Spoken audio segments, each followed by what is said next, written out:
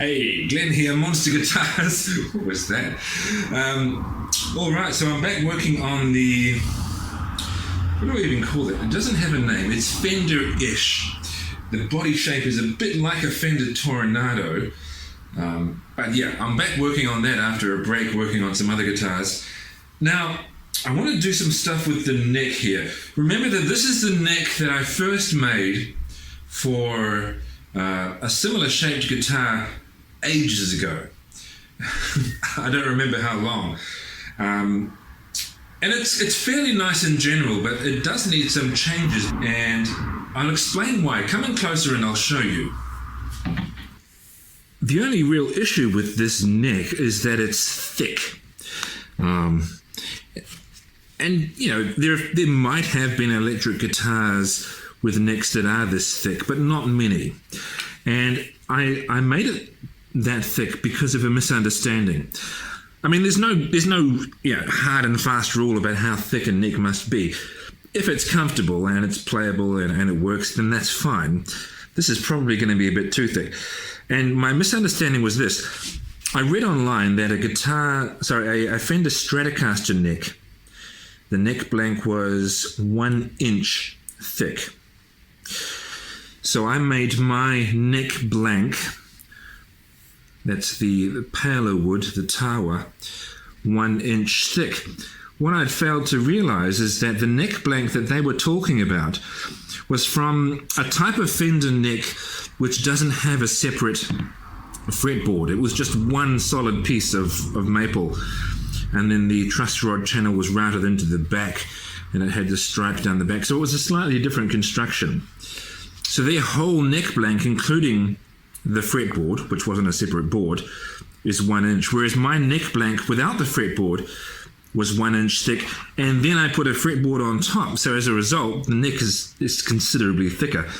And I checked around, again, just to reiterate, there is no rule about how thick a neck must be, but I checked around what other people's necks were measuring, and some guy who had what seemed like a pretty typical neck size measured his fretboard at the first fret, and it was about 20.5 millimeters, whereas mine's 24.5 millimeters.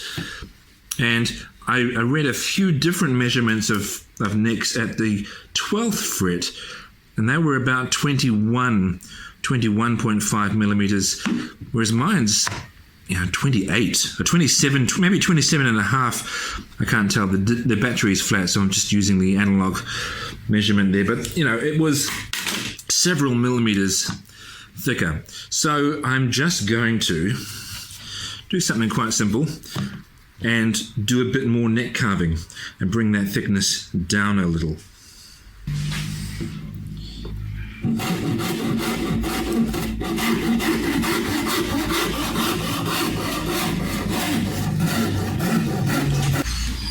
Alright, so using my Shinto saw rasp, I've really attacked the back and gotten it down to what looks like about the right thickness, roughly.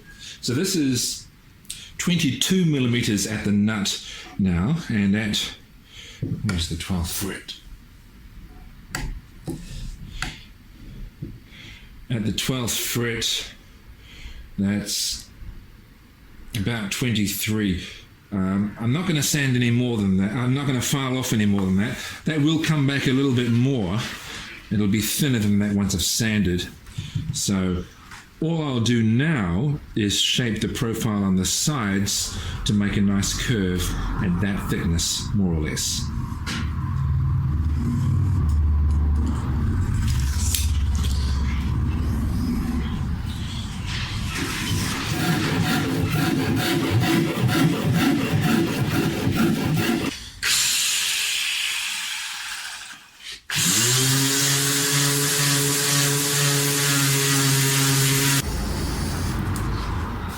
Very close to being finished now. Once I'd sanded it, I could then much more easily feel the high spots. It's probably a tip I'll give quite a few times, but when you smooth things down, it becomes much clearer where you didn't rough them out properly.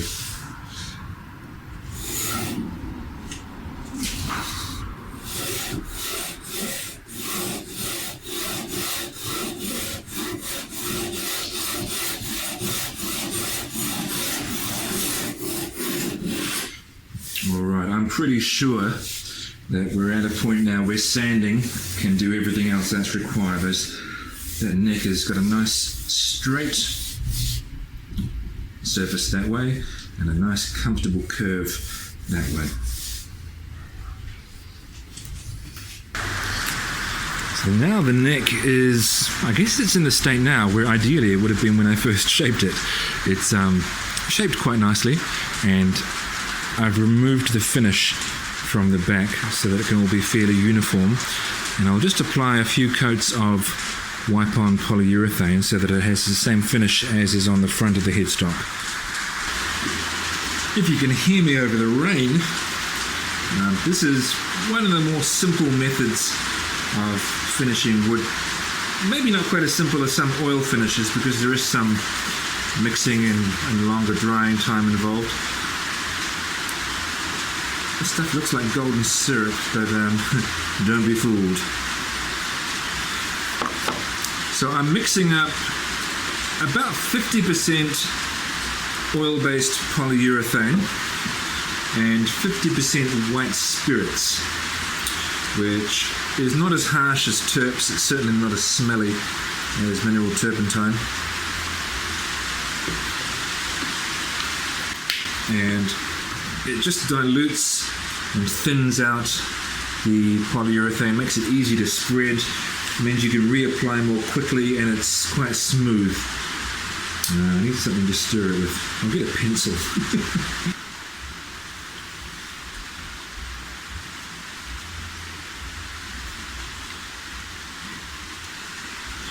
I should really be using a glove, and I can't find them, which is a little bit frustrating. Never mind.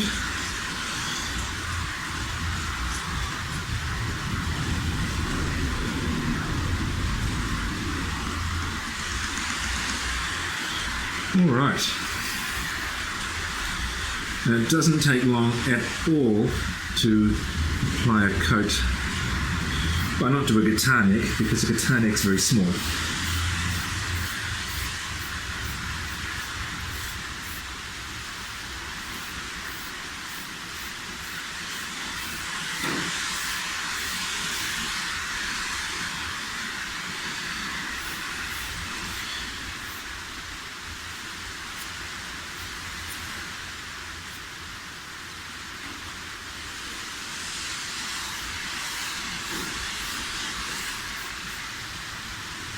You don't need to go over and over it to make it thick, and the whole point is that it's not thick. Just enough. If it's colouring the wood, it's there, and you can just leave it.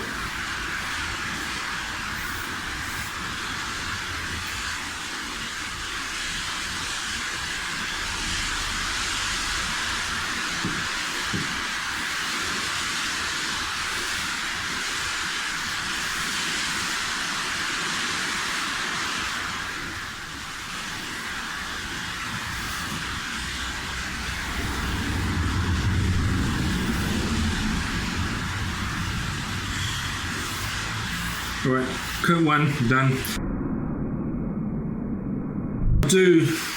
I'll do quite a lot of coats, and they'll all look very much like that. With 4 coats in, and it's starting to look good. So I think I have enough coats on here now, and I'm going over it with some wet 800 grit paper and just sanding it flat, knocking off any lumps and bumps on the surface.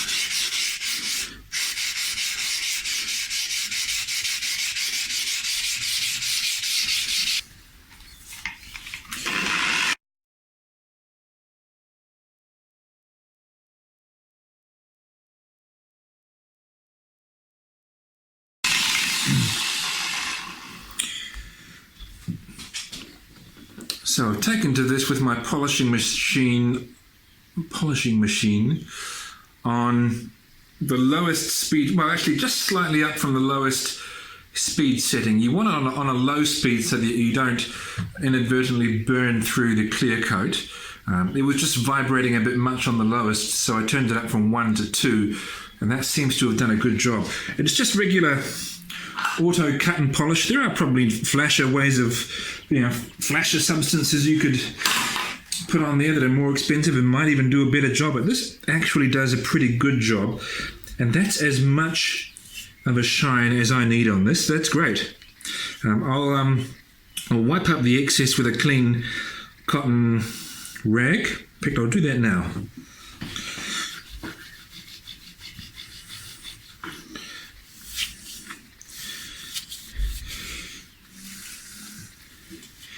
Yeah, that's good. That is good. It's not completely consistent in some spots, like just there along the edge of the fretboard. I may go back and touch that up. I might not. We'll see how I feel.